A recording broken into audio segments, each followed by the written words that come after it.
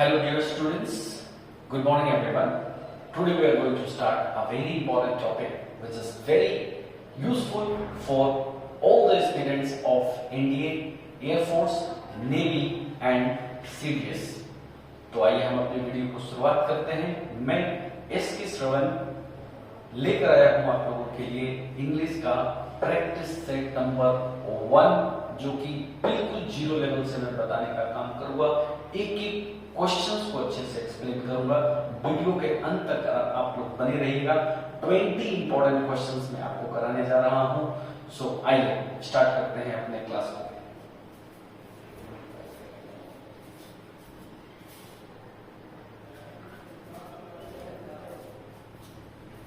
तो dear students, आप देख रहे हैं कि प्रैक्टिस सेट नंबर 1 हमारा चल रहा है।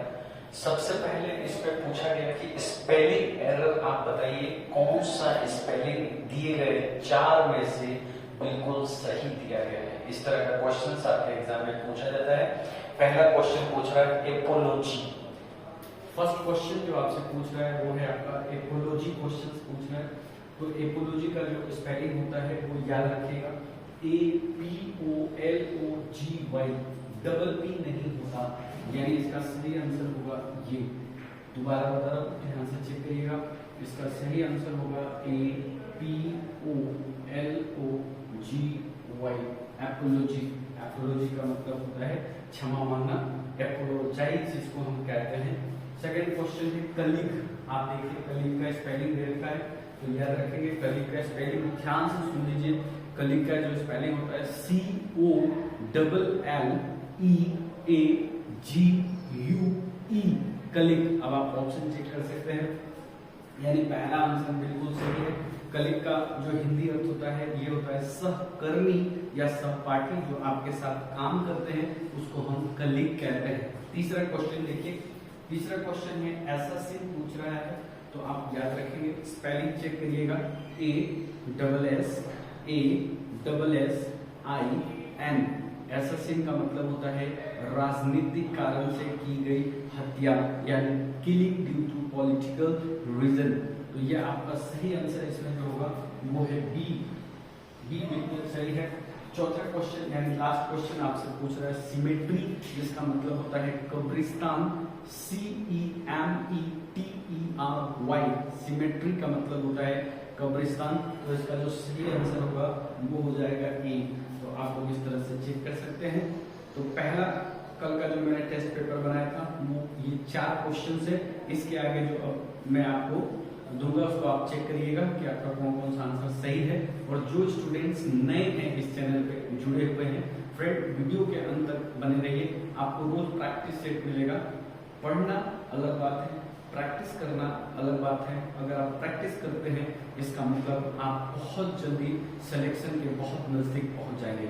आइए अपने वीडियो को हम आगे बढ़ाते हैं।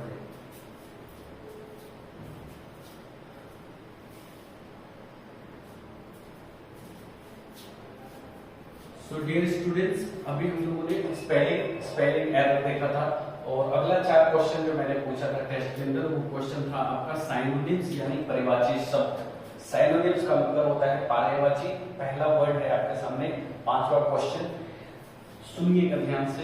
डिमाइज लिखा हुआ है। डिमाइज का मतलब होता है किसी का मृत्यु होना, देहांत हो जाना। तो इसका सही आंसर हमारा जो होगा, आइए ऑप्शन चेक करते हैं। पहला ऑप्शन में ही डेथ दे रखा है, यानी ये आपका बिल्कुल सही आंसर है। बाकी के ऑप्शन भी आप जरूर चेक कर लेंगे, क्या पता बाकी के ऑप्शन से एग्जाम में क्वेश्चन आता है। आइए सेकंड क्वेश्चन यानी 6 नंबर क्वेश्चन देखते हैं। और 6 नंबर क्वेश्चन में बेटा लिखा है कर्टेल। चेक कर लीजिए, कर्टेल। कर्टेल का मतलब होता है किसी चीज को कम करना, रिड्यूस करना, मिनिमाइज करना, शॉर्ट करना किसी चीज को। तो आइए ऑप्शन चेक कर लेते हैं। डिप्राइव का मतलब होता है किसी चीज से वंचित कर देना। सेलिब्रेट का मतलब होता है खुशियां मनाना। डेकोरेट का मतलब होता है किसी चीज को सजाना। और ऑप्शन सी हमारा सही आंसर है, जिसका मतलब होता है रिड्यूस यानी कम करना। 7 नंबर सवाल बेटा लिखा है फोरम। फोरम का क्या मतलब होता है? उम्मीद करता हूँ कि आप इस सेशन को एंजॉय कर रहे होंगे। अगर इस सेशन से अगर आपको थोड़ा सा भी बेनिफिट मिल रहा है तो इस वीडियो को आप प्लीज शेयर कीजिएगा, क्योंकि मैं चाहता हूँ एवरी डे कम से कम 15 से 20 क्वेश्चन में प्रैक्टिस के लिए आपके लिए लेकर आऊं। आप सिलेबस कंप्लीट करिए, नो डाउट कहीं भी आप पढ़ रहे हैं आप वहां सिलेबस कंप्लीट करिए, लेकिन मेरा मानना यह है कि आपको प्रैक्टिस सेट लगाना ही होगा, तभी आपका सिलेक्शन होगा। बिना प्रैक्टिस सेट के ये थोड़ी कड़वी सत्य है, सिलेक्शन करना बहुत मुश्किल है। इसलिए आइए प्रैक्टिस सेट पे देखते हैं। फोरम का मतलब होता है a place of public discussion, जिसका मतलब हम बोलते हैं उसको मंच कहा जाता है एक तरह से। तो आपका सही ऑप्शन जो है वो है आपका सी, आंसर आपका बिल्कुल सही हो जाएगा। लास्ट क्वेश्चन हमने यहाँ पे लिया है 8 नंबर बेटा, ये है एफ्लुएंस। कई बार एग्जाम में पूछे जा चुके हैं। एफ्लुएंस जो है इसका मतलब होता है अमीरी, और एफ्लुएंस का हमारा जो सही आंसर होगा वो रिचनेस भी हो सकता है और प्रोस्परस भी हो सकता है। आइए चेक कर लेते हैं क्या दे रखा है इसने। तो एफ्लुएंस का रिचनेस दे रखा है, बिल्कुल सही है। डिफिकल्टी का मतलब कठिनाई होता है, इन्फ्लुएंस का मतलब होता है प्रभाव, और रिफ्रेन का मतलब होता है किसी चीज से अपने आप को बचाना। तो ये आपने देखा, और एक बात याद रखिएगा कि रिफ्रेन अपने बाद फ्रॉम का प्रयोग लेता है। ये वर्ड रिफ्रेन का साइनल वर्ड होता है एब्स्टेन, जो कि मैंने ए सीरीज में पढ़ाया था। तो आगे हम अपने वीडियो को लेकर चलते हैं। आप इसको कॉपी कर लीजिएगा, एक कॉपी बना लीजिएगा, नोटबुक बना लीजिएगा, उसमें पूरे टेस्ट नंबर 1, 2, 3 आप एक बार लिख के तो देखिए, और फिर मुझसे बताइएगा कि सर आपका जो ये चैनल हमने फॉलो किया है इससे हमें कितना बेनिफिट होता है। ठीक है, तो आगे बढ़ते हैं।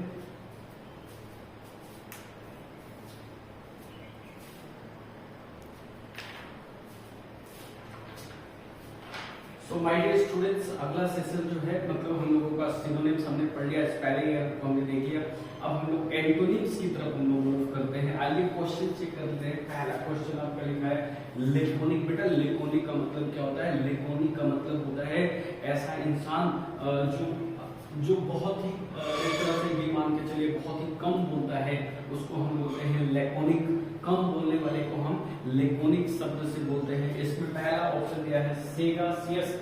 याद रखना, सेगा मतलब साग, साग जो खाता है वो बुद्धिमान होता है। सेगासियस का मतलब होता है बुद्धिमान। लोक्वासियस आपका सेकंड ऑप्शन देखा है, तो लोक्वासियस का मतलब होता है बतूनी। तो आपने क्या देखा, लेकोनिक का मतलब होता है कम बात करने वाला, तो इसका उल्टा क्या बनेगा? ज्यादा बात करने वाला, यानी भरघोस, जो ज्यादा बड़बोला होता है, जो ज्यादा बोलता है। तो आपका सही आंसर आपका यहाँ पर क्या बनेगा? लोक्वासियस आपका सही आंसर होगा, यानी आंसर नंबर बी आपका सही आंसर होगा। बाकी आपने कर्टेल देखा है, अभी अभी कर्टेल का मतलब होता है किसी चीज को कम करना। आगे ऑप्शन नंबर 10 देखते हैं। लिखा है एडमोनिस। उम्मीद करता हूँ कि आप मेरा लिखा हुआ आपको क्लियर दिखाई दे रहा होगा। एडमोनिस का मतलब होता है कि किसी को डांटना, डांट फटकार लगाना।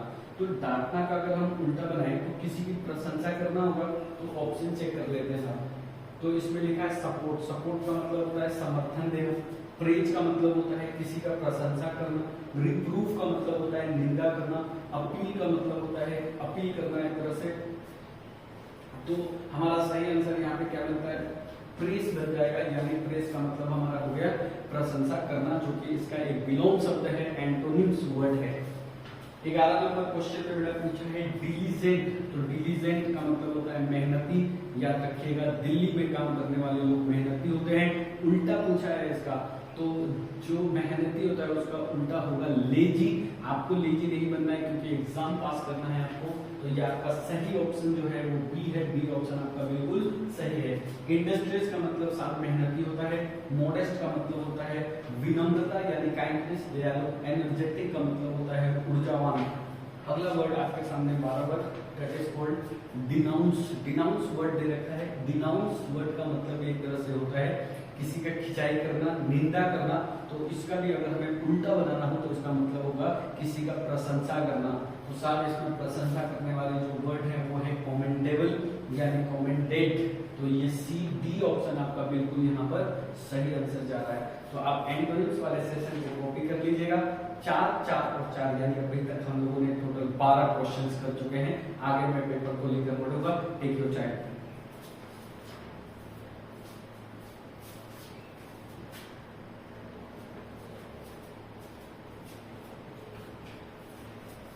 देखिए फ्रेंड्स, इस बार हमने इडियम फ्रेजेस के क्वेश्चंस मैंने पूछा था एग्जाम के अंदर, और मैंने इस बार ऑप्शन नहीं दिया है। पेपर में आपके ऑप्शन आएंगे, मैं डायरेक्ट इसको समझाता हूँ और आंसर बताते हुए आपको आगे बढ़ते हैं। जैसे कह रहा है थ्रू थिक एंड थिन।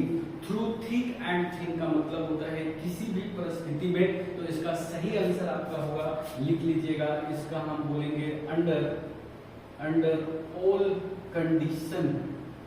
इसका सही आंसर होगा अंडर ऑल कंडीशन। अगर आपको यहाँ तक नहीं दिख रहा है तो आप मेरी आवाज को सुन लीजिएगा।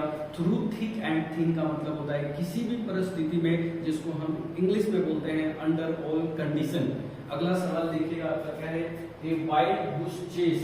भैया वाइल्ड गूस चेस का मतलब होता है बिना मतलब का प्रयास करना। ए वाइल्ड गूस चेस मतलब ऐसा चीज का पीछा करना जिसको हम पा ना सके। इसका मतलब क्या होगा कि हम बेकार का प्रयास कर रहे हैं, तो बेकार का प्रयास को हम इंग्लिश में बोलते हैं ए यूजलेस एफर्ट्स। ए यूजलेस एफर्ट्स बोला जाता है। और फिर अगला क्वेश्चन यानी 15 नंबर जो क्वेश्चन है साहब, ये हमने पूछा है फेयर एंड स्क्वायर। तो याद रखिएगा, स्क्वायर के चारों साइड बराबर होता है, इसका मतलब ऐसा आदमी जो बिल्कुल ईमानदार हो। तो ये फेयर एंड स्क्वायर का मतलब होता है ईमानदार आदमी, इसको बोलते हैं an honest person. An honest person. और अगला सवाल है आपका to read between the line. इसका मतलब होता है to understand the hidden meaning. लिख लीजिए इसको, to read between the line का मतलब होता है to understand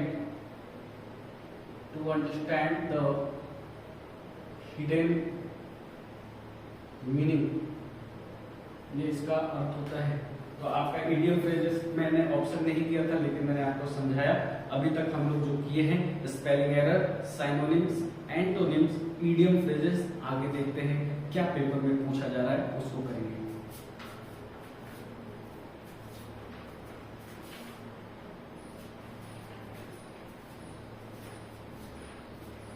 so dear students, अगला सेशन जो है हमारा है वो स्पॉट द एरर के क्वेश्चंस हैं। आइए हम चेक करते हैं अपने स्पॉट द एरर के क्वेश्चन को।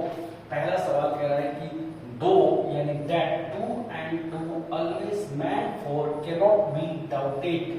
सो माय डियर स्टूडेंट्स, आप कंसेप्ट को लिखते चलिएगा मेरे साथ कि यदि क्वेश्चंस में कभी भी यूनिवर्सल फैक्ट्स के बारे में पूछता है, यूनिवर्सल ट्रूथ के बारे में पूछता है, या मैथमेटिकल कैलकुलेशन के बारे में पूछता है, तो हम हमेशा सिंपल प्रेजेंट टेंस का प्रयोग करते हैं, कभी सिंपल पास्ट का प्रयोग नहीं करते हैं। तो यहाँ पर आप देखिए बी ऑप्शन में जहां इसने मेड लिखा है वहां आपको मेड्स लिखना होगा। ये आपका सही आंसर होगा। इसका कारण है यहाँ पे ये कैलकुलेशन को बता रहा है, और कैलकुलेशन जहां भी बताता है वहां हम सिंपल प्रेजेंट टेंस का प्रयोग करते हैं। क्वेश्चन नंबर 18 देखिए, कह रहा है I will let you know as soon as I will get any information about your promotion, no error D. So my dear students, इसका मैं एक ऐसा वीडियो बनाऊंगा जिसका नाम है concept of present conditional sentence. बहुत ही शानदार है। यहाँ से एक क्वेश्चन हर एग्जाम में पूछा जाता है, किसी भी एग्जाम के अंदर। तो आपको इस क्वेश्चन को करने के लिए हमेशा याद रखना है कि हम एक कंडीशनल सेंटेंस के अंदर दो बार सेल विल कभी नहीं आता। जहां पे कंडीशन है उसके बाद आप चेक करिए, कभी विल नहीं आ सकता है। यहाँ पर जो कंडीशन है एज सुन एज, जिसका हिंदी अर्थ होता है ज्यों ही, इसके बाद कभी हम विल का प्रयोग नहीं करते हैं। तो यहाँ से सर विल हटा दीजिए। आपका एरर अभी भी किस सेक्शन में दे रखा है, बी पार्ट पे दे रखा है। तो आप लोग बताएं मेरा वीडियो आप लोगों को कैसा लगा। इस तरीके से हम आपके लिए हफ्ते में कम से कम, उम्मीद करता हूं कि रोज प्रैक्टिस सेट बनाओ, लेकिन अगर किसी दिन टाइम नहीं मिला तो एटलीस्ट 3 से 4 मैं प्रैक्टिस सेट आपको हर हफ्ते भेजूंगा। 18 से 20 क्वेश्चंस, अभी मेरे 2 क्वेश्चन कम हैं, मैं अपने कमिटमेंट पे पूरा नहीं हो पा रहा हूँ। लेकिन जितना भी मैंने आपको पढ़ाया, अगर आपको वीडियो थोड़ा भी अच्छा लगा हो तो प्लीज कमेंट में बताइएगा कि क्या कमी रहा। मेरे पास अभी वोया माइक भी नहीं है, उसको मैं जल्दी खरीद लूंगा ताकि मेरी जो आवाज है वो क्लियरली आपको सुनाई दे। और दूसरी बात कि मैं और अच्छा से मेहनत कर पाऊँ, अगर कोई कमी हो तो कंटेंट आपको बेस्ट प्रोवाइड देंगे। एक बार फिर से thank you for watching my video. आप सभी को नमस्कार, जय हिंद।